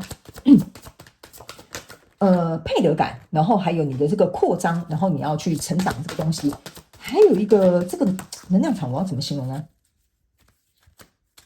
还有一个就是这个能量有点像享受，就是你要懂得享受。我觉得以前的你比较不懂得享受，你比较懂得收或收，或者是比如说啊这样就好了，稳就好了。OK， 今年你会开始去感受到，你会想要好好去享受，比如说钱赚来啊，去买一些漂亮的衣服啊，然后去做指甲啦，去旅游啦，去吃点好吃的啦。我觉得你今年会开始享受。OK， 这也是你今年可能要学习的一个课题，好不好？好，来，接下来我们来看最后你抽到的这个是宝剑9。然后呢，圣杯骑士，然后呢，还有隐士牌卡 ，OK 哈，这个宝剑9、圣杯骑士还有隐士牌卡哈，最后要提醒我们这个选项2的朋友哈，就是要告诉你哈，你不要忘了哦，你在这边呢，我刚刚有讲哈，你要低调一点点，在做这个改变或做这个转变的时候，不要把什么讯息啊、资讯都告诉别人 ，OK 哈。这个隐士牌卡跟这个女祭司呢，他们是异曲同工之妙 ，OK 哈。他们也要告诉你哈，虽然在今年你要突破这个路上哈，可能哈有点像是摸黑一样，暂时还看不到一条光明的道路，但是他们也要跟你讲。如果你已经决定要突破的话，你心中一定要带有希望 ，OK？ 你自己都对自己没有希望了，请问一下，请问谁要对你有希望啊？好，谁要能够相信你啊 ？OK 哈，所以你一定要对自己的人生有希望，对今年这个整个你要做的突破跟决定还有扩张，一定要带着这个希望，即使在年初。暂时还看不到什么样的状况，因为你看到你这2张牌卡是一模一样的，你不是拿着这个光在照着别人吗？对不对 ？OK， 所以他们有跟你讲哈，刚开始。好，如果还没有看到前方的道路是什么，不要急，也不要慌，这个是你在今年一定要做到的这件事情。那这个圣杯骑士呢，要告诉你的一件事情就是说呢，你看哦，这张牌卡，这样你懂我的意思吗 ？OK， 如果你愿意去经历这个宝剑3的状况，你就会骑上这一匹独角兽，也就是这一匹白马。OK 哈，然后呢，谁会朝向你冲过来呢？有一个人是带着满满的爱，这个圣杯骑士会朝向你冲过来的。所以他们也要告诉你一件事情哈。今年你会因为学习自爱，学习看见自己的价值，学得会去享受，学得会有一个配得感 ，OK？ 所以相对的，适合你的、般配的，然后就会朝向你而来。那是因为你做了改变，你吸引了。我跟你讲，我现在全身起鸡皮疙瘩哦 ，OK 哈，就代表这个能量场是很充足的，然后很在这个定位上的。这张牌卡就是要告诉你，这个人啊也会骑着他的独角兽来找你的，你们呢就会成为一对了 ，OK？ 所以这就是为什么在这里。你会得到这个圣杯，大圣杯，这个人就是带着这个圣杯来找你的，这样你懂我的意思了吗 ？OK 好，这牌是前后的能量场互相串流的。那这张牌卡是一个宝剑9，这张宝剑9哈，你给我注意哦，选项2的朋友们，我现在警告你哦，好，来注意看，我很少警告别人的，好，来这2支宝剑这8支宝剑在这里。你呢？现在给我拿这支宝剑哈，你好像要给我那叫什么？就像那个武士刀切腹一样哈，然后你再给我在这边流泪哈。这个就是如果。假设你在今年这样转变跟蜕变的过程状态哈，你觉得你受困在其中哈，我先告诉你哈，你绝对那个是一个幻觉。为什么？因为你现在是宝剑9，你不是宝剑8。OK， 你自己手上拿一支，你忘了数啊。宝剑9象征的意思就是说呢，我现在还没有走到宝剑10，你不要忘了，你在这边是有宝剑10的，还差一步。所以你在今年可能会经常遇到说，我要不要放弃了？我要不要改变了？我可能走错路了。OK， 他们也有跟你讲一件事情哈，你千万不要给我半途、中途给我放弃哦，这个我先警告你哦。哈，你这边好的消息啊，然后新的恋情啊，什么好的机会都要来了啊，你在给我演这出，不知道在搞什么鬼哈。你千万不要自己作茧自缚。你这个宝剑8跟这个钱币4啊，你已经被困在这里够久了，还不够吗？请问选项2的朋友们，你还要在这边自己给我演什么琼瑶阿姨的小说哈，然后再把自己困进去哈，还往哪不发抖啊，好不好？我先跟你说好哦，好不好？这件事情我跟你讲，你一定要自己能够抓好你自己，这也是为什么我会跟你讲，你一定要稳住你自己，你一定要能够相信你自己可以得到这些属于你的，你可以享受好的日子的，你可以拥有一段美好的恋情，好吗 ？OK 哈，你在这边，你不要忘了，你在年中就已经可以看到一些机会上面的转变了。来到这里，还有这个权杖3跟权杖4这么稳固，新的方向要开始了。OK， 所以你忍耐一下，冷静一下，好不好 ？OK 哈，好，来，所以我们来看一下这个独角兽有什么话跟你说哈。你看，他们说，请你去爱你的你的父母给予你的爱，然后这是一个最好的朋友。然后他们说呢，他们说这一张牌卡是要告诉你，你已经开始做一些很重要的事情，现在必须要去完成它。因为我要解释这个时候，你们应该有意识到哈，我刚刚在解释这个标题，但这个我要准备解释的时候，他们叫我看下面就好了。OK 哈，来选项2的朋友们，他们的意思说，你已经开始做一件事情，做一件很重要的事情，所以现在是时候去完成它。所以我才会跟你说哈，你不要在那边给我演什么琼瑶小说哈，什么第一女主角 ，OK 哈，在那说我真的不行这怎么样哈我告诉你，如果你在我旁边，我真的会给你搭裸体哦。我已经跟你说，所以这张牌卡就是要告诉你，贯彻始终，你已经做好这个决定了，你已经做好这个图片了，不是突变，你这个突破跟改变了 ，OK。这边这些东西都要来临了，所以你一定要从头到尾贯彻始终的去坚持把它做完，成为你自己最好的朋友。OK， 成为你自己最好的朋友。那他们要我跟这个某部分的选项2的朋友们讲一下哈，如果你这边是一个原生家庭的问题，或者是一个你本身是父母，哈，就是像我刚刚讲的，可能是离婚，哈，可能是要从原生家庭离开，他们要我跟你讲一件事情呢，我要怎么跟你说呢？他们要我告诉你，不要自责，你做的这个选择不是自私，也不是自利。OK， 你一定要能够不带愧疚，能够去做出这个转变，对你跟对牵涉在其中的人都会是好的。OK， 这张牌卡要用我用传讯的方式告诉你，记住这几句话。OK 哈，我已经忘了我讲什么哈，不好意思，我身为一个传讯者，在传讯的时候脑袋是空白的，你回去看一下回放，你一定要能够放下你的愧疚，放下你的自责 ，OK， 去做出这个决定，这个决定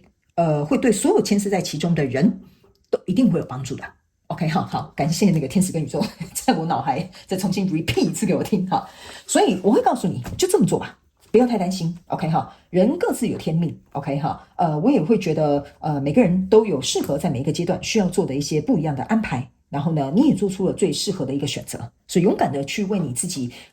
跨出这一步，好不好哈？因为我总觉得某部分选项的朋友们，你们比较需要有人跟你一个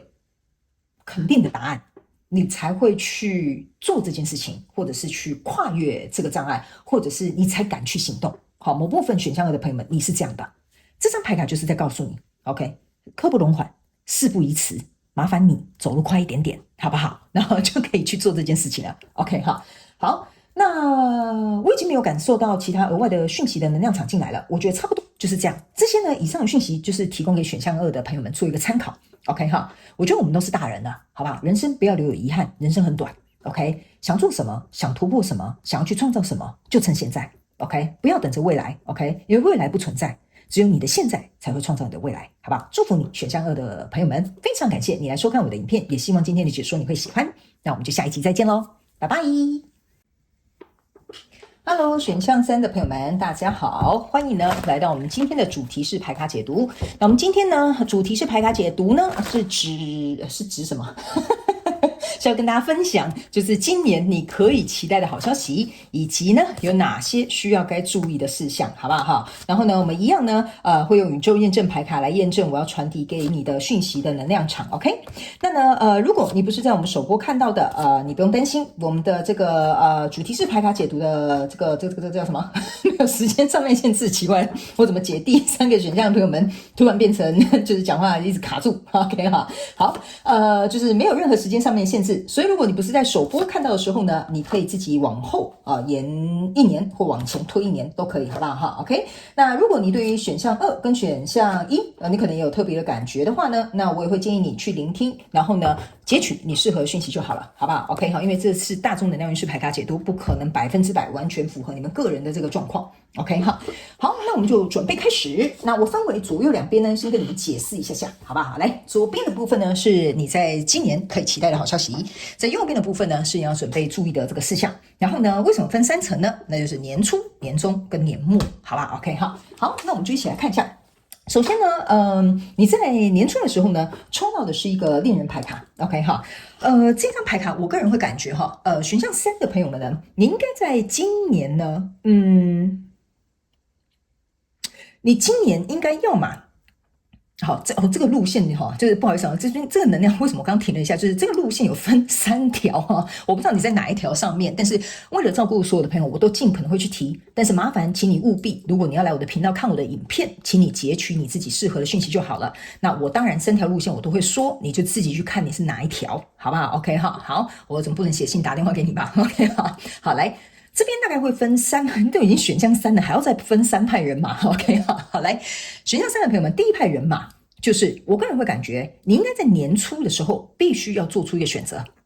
这个选择呢是不能违背你的良心跟初心，还有你的喜好，我这样讲好不好哈？比如说这份工作待不下去就是待不下去了，你就不要死鸭子嘴硬了。OK， 该换工作就换工作，哈，就是在年初的时候你必须要做这个选择。OK， 另外一派的这个选项3的朋友们呢，我个人会感觉呢，你会跟原本选项的人，就是比如说我很喜欢这份工作，我很喜欢这段感情，或什么等等之类有的没有的哈，你们会开始朝向一个更稳定的状况去走。可是第2派的这个选项3的朋友们。OK 哈，第3派的选项的这个选项3的朋友们，我都快打结，难怪我一开始接你们的能量场的时候，我一直觉得奇怪，为什么讲话很不顺哈？因为那个能量场就是很多条路线。好，来第3派的这个选项3的朋友们是，如果你跟第2派的朋友们一样，是留在原地，好，就是说我要继续在这段关系，我要继续在这段工作，你们的状况是指你们一定要有所改变。你们这段关系这份工作才会稳固。那我说的第2派的这个选项3的朋友们，你们是原本就很好，地基就很稳，感情很深厚，你们只是顺风顺水的往前走。但是第3派的选项3的朋友们，你如果自己选择留着哈，你自己要改变哈。不然这个关系这个工作或你什么在交手这个相关状况人数，在今年你一定要有所蜕变有所转变，这个东西才能成，好不好？这就是为什么我会跟你们讲，你们大概会分3派的人在这里 OK 哈，这个我就先跟你讲一下。所以在年初应该是有一个选择，要走要留，然后呢你留了之后你要干嘛，走了之后你要做什么 OK 哈。第2派的朋友就比较幸运一点点，他就跟着命运走就对了 OK 哈。好，那年初大概是会有这样子的一个状况去存在。那来到年终的时候呢，你抽到的是权杖3跟权杖4 OK 哈。那这边呢我就开始做讲大众能量哈，你就自己去看你自己怎么样 OK 哈。好，来这边呢是代表说呢，你在年终的时候会来到一个比较稳固的状态当中了 OK。这个权杖4呢象征的意思就是说，我做完这个选择了之后，我反而来到年终来到一个比较稳固的状态，我甚至可以去期待我在跟我交手这个相关状况人数 OK 哈，不管是新的还是你要留下来跟旧的都可以 OK 哈。你们呢会共同去商量出一个新的这个比如说决定或新的方向，或者是关系要不要升温，要不要结婚，要不要订婚，好，或者是比如说要不要去比如说怎么讲，这个工作要不要做一个比如说职位上面的这个调整 OK 哈。因为你们有些人是1到3派嘛，好复杂所以如果我解释选项3的朋友们，你觉得我今天讲话不是很顺，请不要打我，我前面已经有跟你讲，你们分3派人，我讯息都讲一下OK 好。那所以在这样的状况当中呢 OK， 这条船呢还没有被放到海底里面 OK， 就是还没有放下去，不知道它要往哪个地方。在年终的时候，这是一个商量的好时机。所以如果你在年终的时候跟这个交手相关状况人数呢，好，比如说你们有做一个决定或者什么等等之类的，你们还在商量，但是呢这个东西是可以看到一个长远稳固的方向 OK。 因为呢这个权杖4跟权杖3加起来是权杖7，意思就是说呢，你们2个都渴望有一个好的结果，或者是期待能够达到一个共识，甚至呢，你们可以共创这个未来。所以这个呢，应该是说，在年终的这个阶段呢，我觉得你会发现你们的感情或你的工作，或者是你们彼此之间的了解会越来越稳固，这是你期待的，而且会有一个新的突破、新的创新、新的方向、新的决定。OK 哈，只是在年初的时候要稍微做这样子的一个筛选。OK 好，那来到年底的时候呢，这边是一个星星牌卡，是一个钱币9，然后是一个圣杯4 OK 好，这张牌卡呢来到这个年底的状况当中呢，我反而会觉得说哈，你们开始意识到一件事情，就是说原来在我身边的这个跟我交手相关状况人数，他是可以为我遮风挡雨的，他是可以信任的，他是可以共患难的，他不是那种就是只能同甘苦不能共患难的那种就是损友或者是猪队友哈，不是。你开始会意识到哈，你在我先跟你讲哈，选项3的朋友们，你这个年初的决定很重要，这会影响你接下来的走向的。因为如果你在这边年初做这个选择选得好，就是你自己看你要去哪一派之后呢，来到这里不管你选哪个选项我可以告诉你为什么都是好的结果的原因，是因为你离开你会找到更适合的，你留下来本来就顺风顺水的，你就没什么话好说那后面你留下来的要改变的，你们也会变得更好 OK。 所以走到这里这个年底的时候呢，象征的意思就是说这个人是可以为你遮风挡雨的 OK 而且这个人可以让你再次去感觉到你在这个位置，比如说是在关系中，在工作上，或者是比如说在你们，比如说你可能是妈妈，或者是比如说你是女儿，这个角色扮演上面，你可以再一次能够去感受到，就是这能量好难形容你可以再一次能够去感受到说你在所处的这个位置，你可以胸有成竹，或者是很有自信，或者是比如说达到另外一种这个好难形容，我真的很难达到另外一种那个要怎么讲呢？因为我刚刚用胸有成竹的原因是我举例好了，不然你可能听不太懂 OK。 意思是说假设好了，我就这样讲，假设呢你就是在这里跟你的妈妈吵架，你说我要搬出去住 OK 那我就讲你是那一个选择留下来然后呢不搬出去的那个女儿，我就这样举例好不好所以你是第三派的人，你留下来之后呢，你就开始跟你的妈妈协商，开始跟你父母协商，就说好，以后呢，如果你们我继续留在家里住在家里 OK 好，那你们不可以比如说没经过我同意没有敲门就进来我的房间或者是比如说呢我想几点睡觉，我想几点打电动，那都是我的事情 OK 那因为你们要留下来一起住，所以你们在这里会共同商量要怎么做，有什么决定，有什么方向，有什么共识，这一段关系会透过这个改革变得更好，而且你们的感情也会更加深温。我刚刚也讲了 OK。 那这个遮风挡雨的意思就是说，在年底的时候，你就算遇到任何的状况，你的妈妈会帮你遮风挡雨或者是你看到妈妈很辛苦，你就会帮她做一点家事。这个意思就是说，我们这个伙伴的精神，这个合作的这个状态会开始来到了另外一种不同的层次。那这个为什么我会说你会胸有成竹？你会觉得说当初我这个决定当初我做的这件事情，你看我体谅妈妈，妈妈也愿意接受我这个什么新世代的想法，或者是我个人的生活习惯，或者是我妈妈也为了我有所退让。所以这就是为什么我会讲你在这个位置上你会觉得很舒服啦，我就这样讲你会觉得很舒服，相处愉快，感受良好，然后胸有成竹，而且你会心甘情愿的坐在这个位置上。然后呢，这个星星牌卡象征的意思是说，你开始更能够看到这个跟你交手相关状况人数、事业或梦想或目标呢，你开始能够看到说其实住在家里蛮不错的嘛也没有想象中那么差，还可以省房租呢是这样说对吧所以你开始会回到一个很感恩的状态 OK。 因为我不知道为什么这张牌卡让我拿起来的时候，我觉得很感恩很感动，就是说还好当初我选择留下来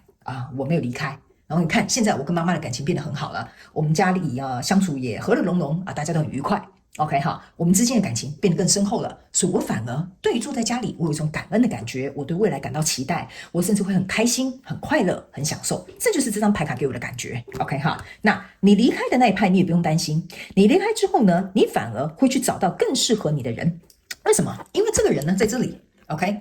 那你离开的时候呢，你会自己找到一个适合你的方向。虽然说这个跟你合作的人，或者是比如说要跟你在一起的人 OK 他可能只是刚初萌芽，但是你会感觉你做到这个决定的时候，到最后你会很感恩你自己做这个决定，或者是你很开心你恢复了单身 OK， 或者是你在旁边才会发现，原来世界上不是只有这个人会爱你，或不是只有这个人才可以，你不是只有这个公司才能待。来到这里你会发现有人更赏识你，更爱你，更照顾你这样你们就懂了。这就是为什么你们第三个选项的人是在为难我，是不是还分三派呢OK 就是这样我就稍微解释给你们听，所以会花费比较多时间，所以要麻烦你们要有点耐心，感谢你们好吧好，那来到这里我们来看一下，既然这边是有一个好的还不错的进展，那我们今年要注意什么样的事情呢 OK 这里呢是一个魔术师在年初的时候呢，这个魔术师要你特别注意的一件事情，就是说我刚刚有讲，你在这边会做出一个选择，要走要留，还是我们要改革 OK 魔术师象征的意思就是说，你在年初的时候是看不到任何结果的，意思就是说你说结果要怎么讲，就是说你做出这个选择的结果，比如说我要留下来搞不好我妈妈回家就跟我吵架，说什么会接受我的条件哈，或者是比如说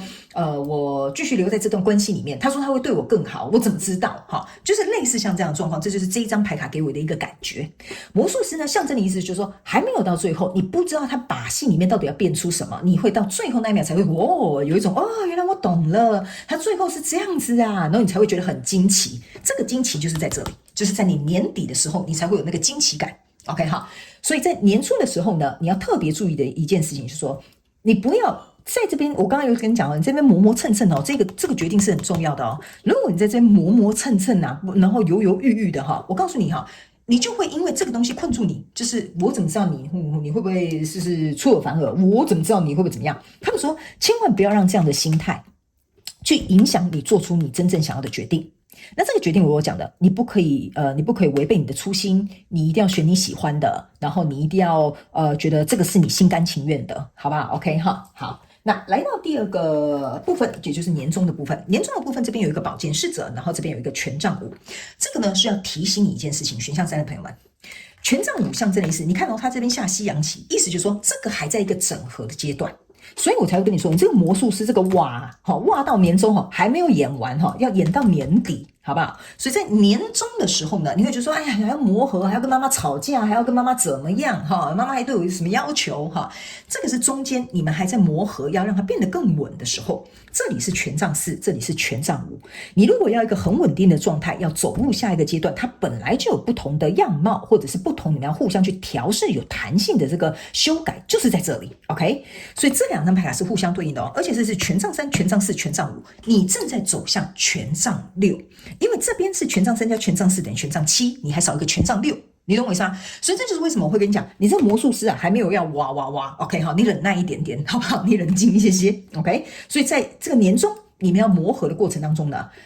你要能够这张牌卡给我有一种感觉就是说有点像是去拿捏就是说这到底要怎么做呢？还是这样好呢？我们要这样妥协呢？还是彼此互相退让呢？他有这个习惯呢，那我可不可以接受呢？比较有点像是这样的状态，会在年终的时候还是会持续不断进行的。那宝剑骑士象征的意思是说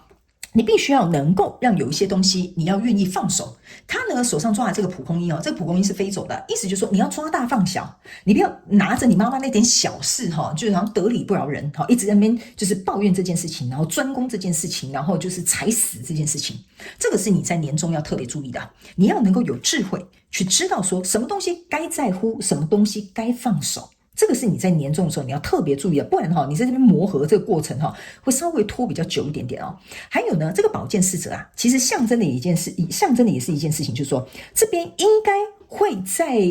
这边应该是某部分小众的选项3的朋友们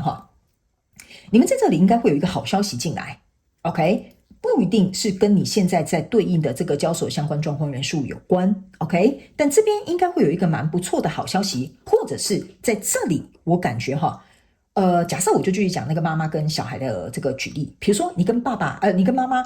吵得不可开交，会有一个人进来就当一个和事佬OK， 比如说是爸爸说好，你们两个不要吵了，我们现在就怎么样 OK。 所以这个宝剑侍者意思是说，即使这个磨合过程当中可能不舒服，可能要调整，可能要修改，都会有贵人或者是有一个旁观者，或者是有一个第三方能够出手来相助，或者是来让你们这件事情变得比较缓和，会有一个好消息或好结果 OK 好。那来到这个年底的时候，你抽到这张牌卡是 Judgment 我刚没有看到 Judgment 跟力量牌卡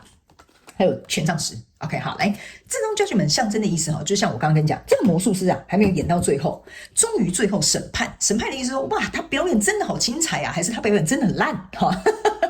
来到这个年底的时候我们大家就可以知道了，就可以揭晓了，我们就等着看 OK。 所以这个 Judgment 象征的意思就是说你不要在今年时候才在年初跟年终而已你就觉得说，哎呀我妈无药可救了，我妈就是一个老古板我妈就是从以前到现在都是这样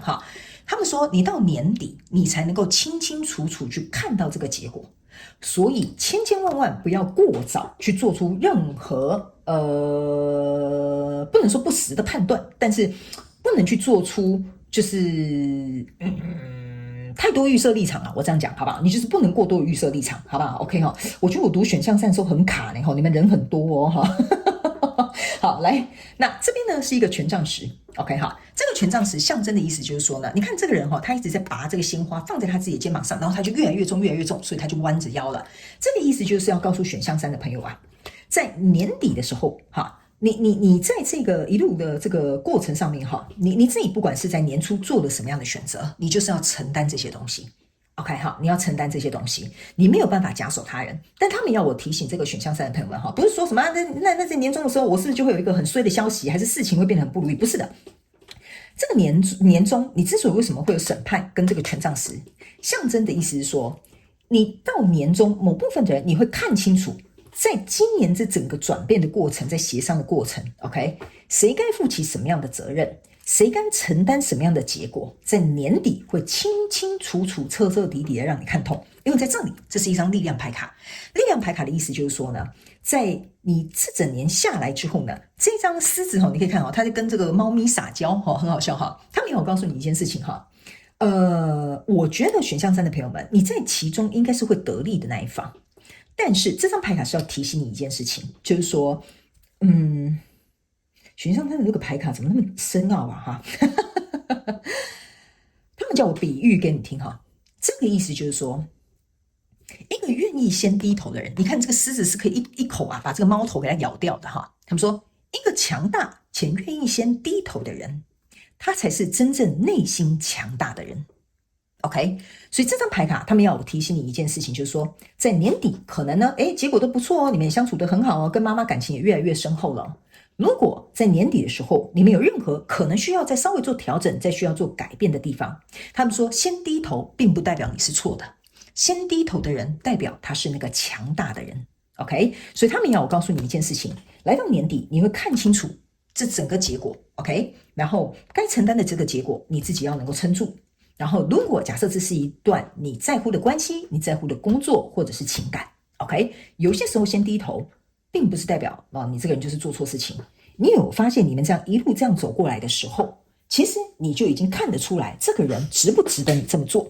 OK 哈，所以这件事情是要告诉你一件事情，你一定会看清楚这个人值不值得你这么做。这个是一个寓意，就是说你经由这些事情跟这些发展，你有了你心中的决定，你知道你该做什么，然后他值不值得。OK， 我刚才有跟你讲嘛，这个是值得的，你会很开心很感恩现在，你会期望未来。OK 哈，所以在这里该低头就低头。OK 哈，我讲3次咯，你没有错，好，我只是要告诉你，好，这样子对你们的情感或你们的工作或你们怎么样都有帮助。OK， 我们不是来吵架，也不是来打架的，好啊。OK 哈，好 OK 哈，好，那接下来我们就来用宇宙验证牌卡来验证我刚刚要告诉你的这个状况，好不好？我今天会拿2副宇宙验证牌卡来验证这个内容，好吧 ？OK 哈，好。不好意思，掉地板上，我可能要帮你捡一下。OK， 好的，再抽一张。OK， 行。好，我们一起来看一下哈，选项3的朋友们，来，首先呢，在这边你抽到钱币5、钱币6，然后还有这是虾米花哥啊，这个是圣杯6，然后还有这是什么东西啊？这是圣杯国王。OK， 好，来，这边我直接给你看就好了。OK， 好，来，圣杯6加圣杯国王象征是圣杯7。意思就是说，在今年你绝对有选择权，但是你要怎么做 ？OK 好，你看你在那边有他嘎宾哈，就是那边皱着眉头哈，就说我到底该怎么办？我到底要把这个圣杯给他吗 ？OK， 这张牌卡象征的是说，你愿意念旧情吗？圣杯6象征的意思说，你愿意念旧情，去让这个旧情创造其他更多可能性的选择吗？这个就是你 OK， 这个圣杯国王的意思说，你要把这个加过去，你们2个才有，就是或者工作人事物都可以哈。这个跟你交手的人事物，它才会有不一样的转变跟契机，你可以自己决定。好，你如果觉得说我没办法放手，我为什么要牺牲？我为什么要这么做？没关系啊，你就可以当那个选择离开的人嘛。这就是为什么我跟你讲，你们有3派的人嘛，你可以自己做选择。OK， 所以这张牌卡其实已经出来告诉你了，圣杯7象征的就是额外的选项。OK， 或者是其他的可能性。那来到这里呢，这个权杖5加不钱币5加这个钱币6 OK 好，象征的意思就是说，你已经看到了。在这个跟你交手相关状况人数里面，我们都有做错，我们都有缺点，我们都有不足的地方 OK， 但是我们能不能尽释前嫌，从钱币5走到钱币6，我们继续往钱币7、钱币8、钱币9、钱币10走下去嘛？是不是这样说 OK 好，那从钱币5要走到这个钱币6 OK 好，他们要我提醒你一件事情，就是说，既然我们已经看到了我们这一段关系可能有破口啊，可能有一些状况发生 OK， 那我们能不能够以一个平等的角度，或者是以一个比较客观的这个看法去看待我们人在这边哈，是人非圣贤嘛，孰能无过 ？OK 哈，你有没有办法能够用这么客观、用这么平等的态度去看？如果不行，没关系，你还是可以在这边做出一个另外你的选择。还有钱币5加钱币6象征的是钱币1，意思就是说，如果这个跟你交手相关状况元素在今年哈，如果你要留下来 ，OK 哈，你要拿出很大的诚意，就是最大的那一颗 ，OK， 去投入在这样的状况当中，这个好的结果跟结局呢，它就出来了。OK 哈，那我个人也会有一种感觉，这几张牌卡哈，也在象征要告诉这个选项3的朋友们哈，其实呢，你在今年呢还有什么样额外的好消息？你会发现你在今年经历的这些事情，会带给你很多成长。因为钱币5象征就是我们不足的地方，我们要成长的地方，我们可能自卑，我们要用这种就是很强悍的方式去保护它的地方，或你脆弱的这些点 ，OK？ 所以这个钱币5给我有一种感受，就是你说这些成长对你来讲是好消息吗？我个人觉得是会 ，OK？ 我觉得个人这算是对我来讲是一个好消息，因为一定要有这些冲突或这些碰撞 ，OK？ 我们才会变得更强大 ，OK？ 那这个钱币6为什么会对你来说也是一个好消息呢？象征的意思是说，你开始知道了，两个人合作，一人拿钱币3，你也拿钱币3，我们两个蹦在一起才会变成钱币6，对吧 ？OK 哈，我们没有谁要让谁吃亏，也没有人要去贪谁的小便宜 ，OK？ 但是你跟我们要讲好，我们是不是有没有在同一个页面上？你真的有要这样跟我合作吗？你确定你真的会跟我这样子一起去磨合吗？你确定你真的会改变吗 ？OK 哈，这个也是你在今年会听到的好消息，对方会有这个意愿，愿意跟你一个在平等的状况当中去做这件事情的。OK 哈，所以我觉得这对你来讲，不管是在人际关系上面、感情上面、工作上面，都对你来讲是有好处的。OK， 别人可能会看见你的这个需要调整的地方，但是你也会因为别人告诉你这个或看见你这个之后，你才知道说原来你需要长大。我不知道为什么他们叫我用这个方式讲给你听，可能这是给某部分选项3的朋友们的讯息。OK， 那这个圣杯6还有这个圣杯国王，我刚刚已经解释过了，不过他们要叫我再跟你解释一次哈。圣杯7啊，这个6加国王等于圣杯7，他们要我告诉选项3的朋友们，你一直以来都是一个有选择的人，只是你可能在这个过程当中太过于感情用事了，所以他们要我告诉你一件事情，今年你也会得到一个好消息，意思就是说你会开始比较理性做事啊，你开始能够在感性跟理性之间保持一个平衡了，你可以在这个人情世故跟你自己的这个自尊心中间取得一个平衡了，这个对你来讲也是一个好消息，也是一种成长，也是一种学习。那还有一件事情是，我觉得在这里还有另外一个好消息要告诉这个选项3的朋友，就是说你开始比较不害怕去投入跟失去，因为呢，这个圣杯国王哈，给我有一种感觉，就是你看到他紧抓两只手都抓一个杯子是要干嘛？这个杯子一只手抓了不就好了吗？对不对哈？你原本是抓很紧的。OK， 这张牌卡给我有一种感觉，经历过今年的学习之后，我觉得你会得来的好消息就是你不害怕给予了，你不害怕失去了，因为你已经够多了，你已经够强大了，我给的这些东西都是多余的，所以你会开始对于你自己的内在的这个丰盛，你不会是匮乏的心态了，你会开始觉得好丰盛哦。我觉得我有很多啊，我可以做这些啊，没关系，我先跟妈妈说道歉啊，我不是故意的啊，那我们来磨合吧，我们来商量吧。你开始会觉得说，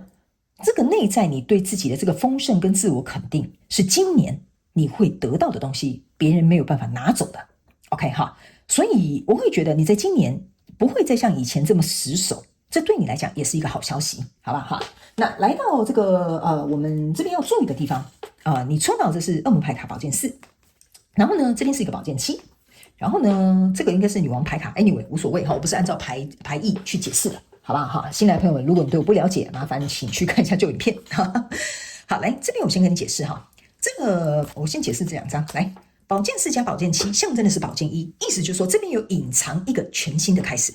但是全新的开始讲究2件事情，第一不能逃避。OK， 第二，做事要深思熟虑，这是这2张牌卡要告诉你的。因为4加7等于宝剑1，意思就是说，我刚刚有跟你讲嘛，这边是一定会有一个改变的机会，你要不要而已。我刚刚有说了，你三派嘛，你自己选看你是要哪一派。所以这2个是你在今年你要特别注意的。OK， 好，你不要逃避这件事情，就有一个解决之道。你要深思熟虑，你就知道怎么样去破解你们2个人或者是这个工作或这件事情其中的一个难题。OK， 这个对你来讲，其实说实在的哈，也是一种学习。那来到这里，这个是一个恶魔牌卡，然后跟一个女王牌，他们也有告诉你一件事情哈，如果假设你在今年你就是决定要这样子做，得到这些好消息，你也从中学习了你自己的灵魂课题，他们要跟你讲一件事情，要特别注意欲望跟控制，然后还有这个怎么讲？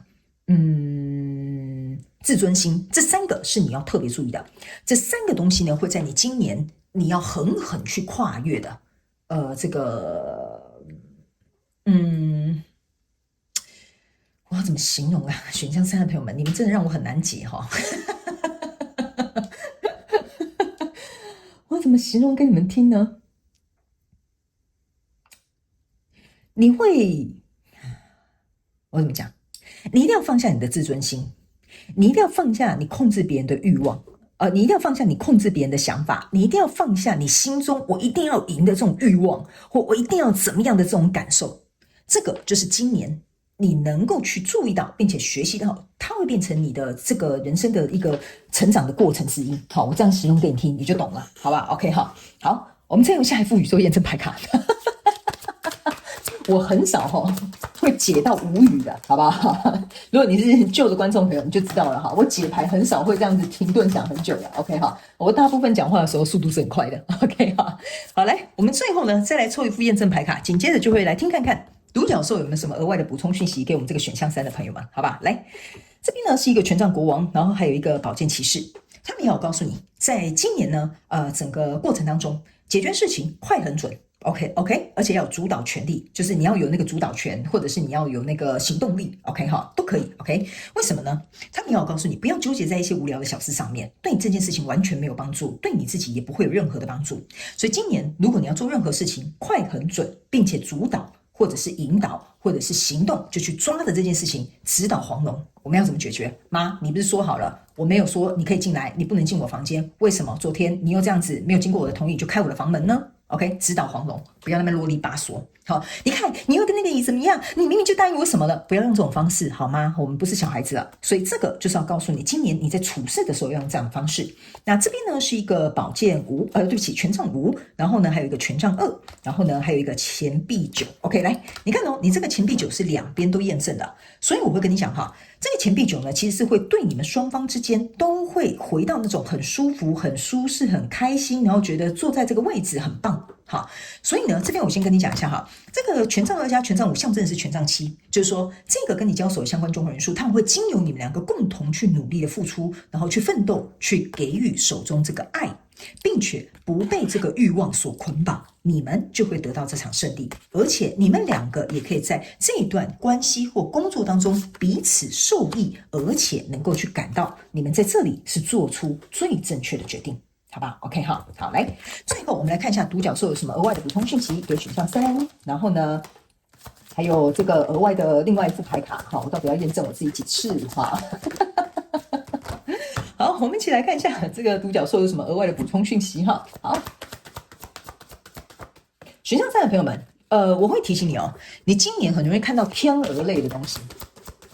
什么天鹅类？对，天鹅，对，白色的那种天鹅，我不知道为什么我刚刚看到一个天鹅的画面，我不知道这有没有对你有什么代表意义，但是既然我看到，我就告诉你，好吧？好嘞，这边呢，我们先看一下。